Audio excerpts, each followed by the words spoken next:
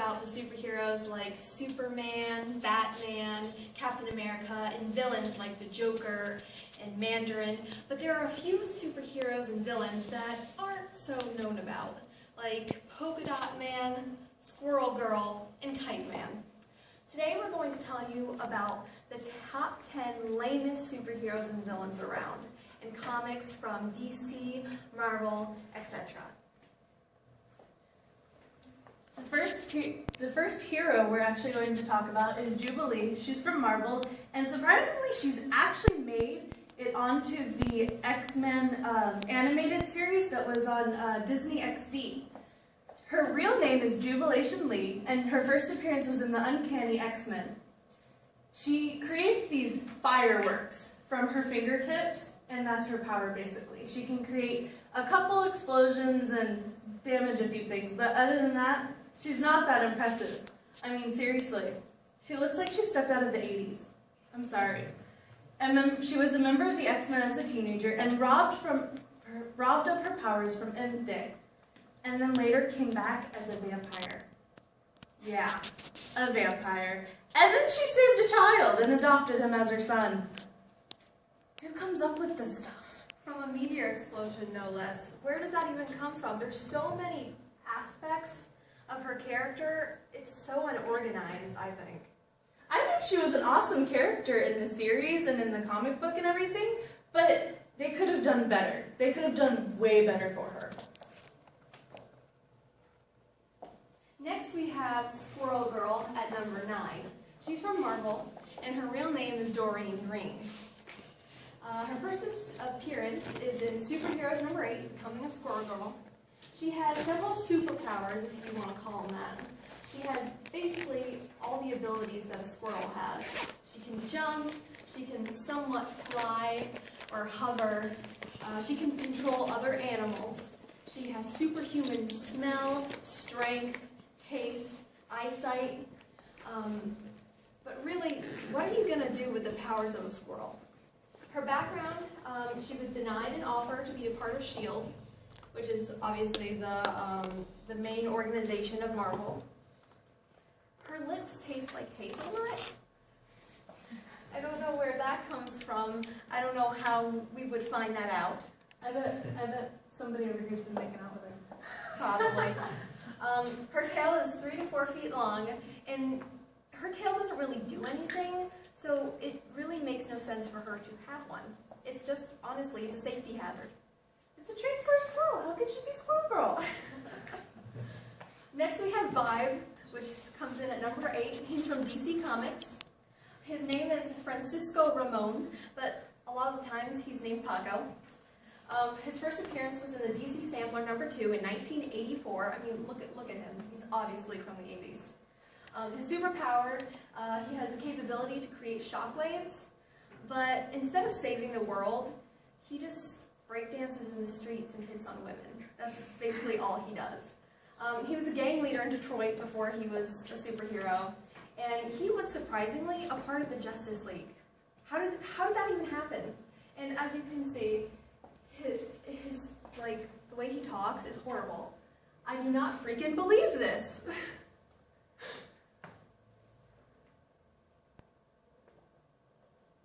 Next, we have the Hypno Hustler, which is personally my favorite. He's from Marvel, and his name is Antoine Delson. His first appearance was the Spectacular Spider-Man number 24, Spider-Man Night Fever, which came out in 1978. I believe that was Times of the Disco. And he has several actually very good superpowers. Like, he uses his specialized goggles for hypnosis, and his goggles actually connect to his voice. So when he sings, he hypnotizes everyone in the audience. And his belt can discharge a moderate electrical blast, which can be used to kill people. And his boots house 4 3-inch retractable spikes in each sole. So really, he could kick you in the face and you'd be dead. But in reality, he just plays concerts and everyone in the audience falls into a hypnotic trance, and then he will rob you. And he has these backup singers called the Mercy Killers, and they basically kind of do the same thing. They really have no purpose. Can you tell me where I can buy his boots? I think everyone would want a pair of his boots. Alright, and we have Rainbow Raider. His real name is Roy G. Bigelow, and he was in Flash 186, and Flash is like his arch enemy. When he was a kid, he always wanted to be an artist, and when his dad was on his deathbed, he gave them these light beam goggles because he was colorblind, and that was supposed to correct it, but it didn't.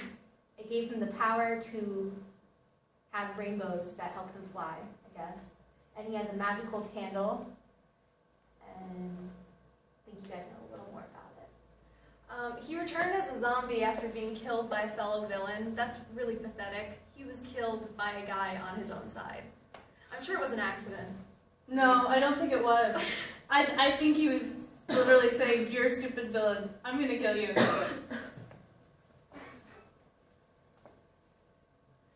Next we have Kite Man, who's from DC, and surprisingly, he actually defeated Batman quite a few times. His real name is Charlie Brown, which actually pays homage to the Peanuts character Charlie Brown, because Charlie Brown always flew a kite.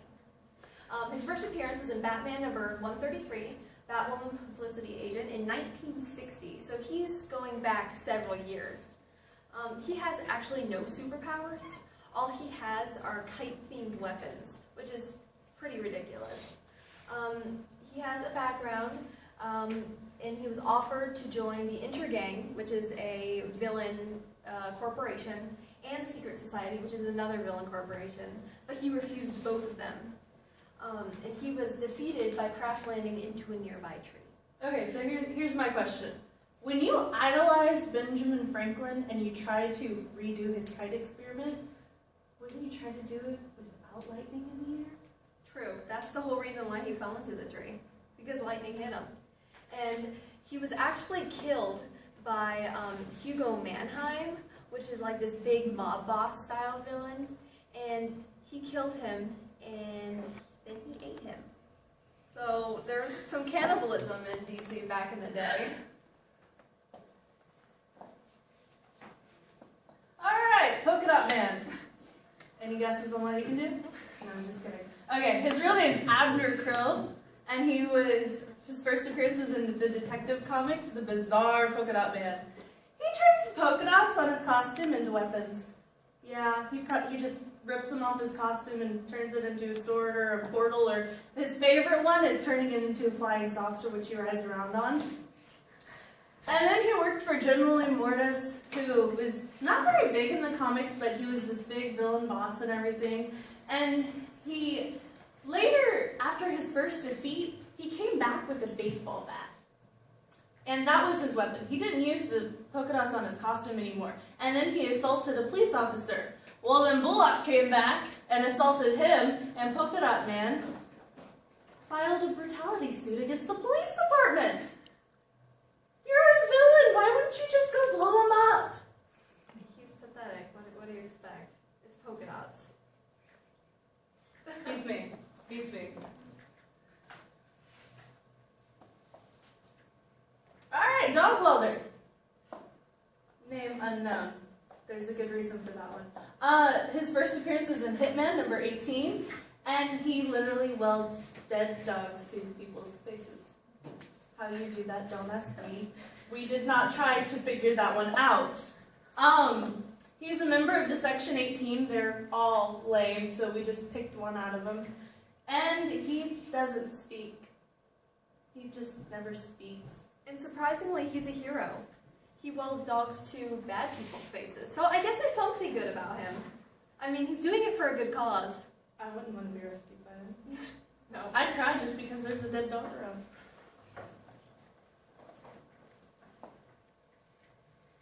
And then we have the Condiment King, which is from DC. He actually went up against Batman. His real name is, not surprisingly, Mitchell Mayo. His first appearance was in The Birds of Prey, number 37, Red, Black, and Blue, which was in 2002. And his superpower is really, he doesn't really have a superpower, but he has multiple weapons that shoot out different condiments, like relish and mustard. Please and tell me they ketchup. at least explode. No. So really, the only time he's ever killed a person if someone went into anaphylactic shock because of the ingredients in the condiments.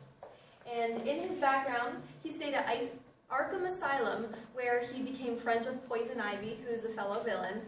And Poison Ivy actually taught him how to make mixtures of herbs that can actually kill a person, but unfortunately he never got to practice that because while he was in Arkham Asylum, he was killed by the human flame.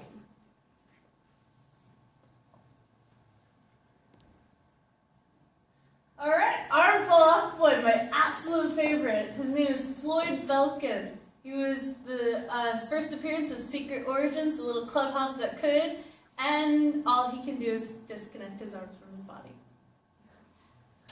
He was turned away from the Legion, and he is an alien. I would hope he was an alien and that some human just couldn't do that because it'd just be creepy.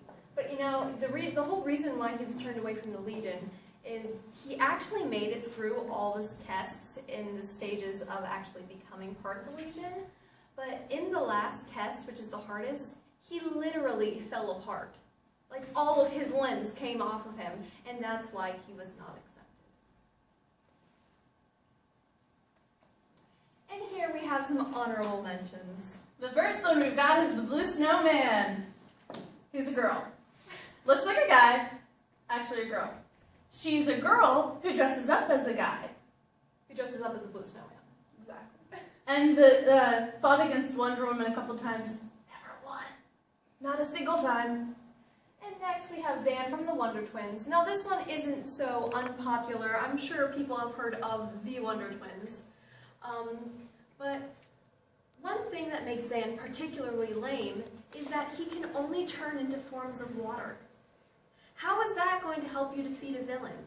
He can turn into mist, ice, water, just a puddle. Hey, let me walk on over here. Oh, look, a puddle. That's okay. I'll just step over it. Nope, slip. That's the only way he would probably hurt a person. He probably wouldn't even kill a person.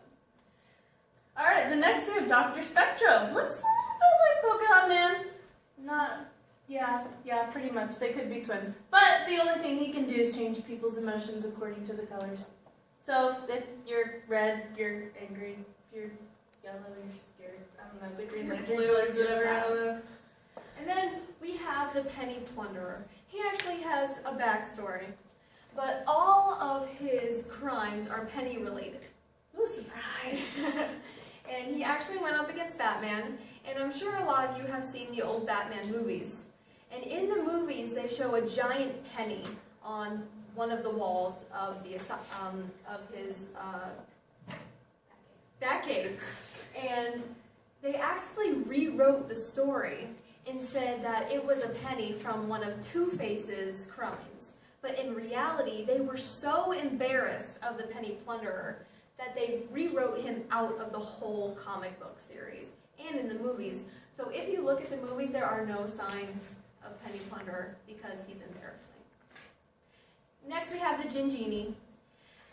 Something funny about the Gingini is that she can create seismic waves, but the strength of the seismic waves depends on how much alcohol is in her blood. So in reality, she has to be really drunk to be able to do any type of damage. The only other power she has is she cries a lot. She cries a lot. What would you expect every from an other page. alcoholic, though? Alright, Ice Cream. If you guessed that his powers were he can change into ice cream, you were correct! Alright, literally, that's all he can do. He can change into any flavor of ice cream. But if I had that power, I would have created delicious suicide a long time ago. Next we have the Red Bee. It's pretty much Marvel's take on the Green Hornet. And as you can see, he has a horrible costume. He has striped tights and puffy sleeves. It's like a candy cane pirate. He has no powers. He's completely powerless, except his sidekick is a bumblebee named Michael. And Michael Sting! Which is really stupid because obviously they haven't killed anybody because Michael would be dead. Because bumblebees, after they sting, they die. So there's really no reason why he's around. He was completely cut out of the comic after a few episodes, I guess. And then we have Cypher, who is actually part of the X-Men, and he's actually a very important character.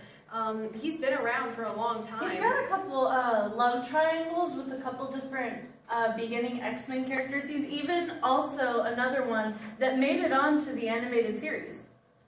But the one thing that's really stupid about Cypher is that, yes, he does know every single language there ever is and ever was, but how is that going to help you fight crime?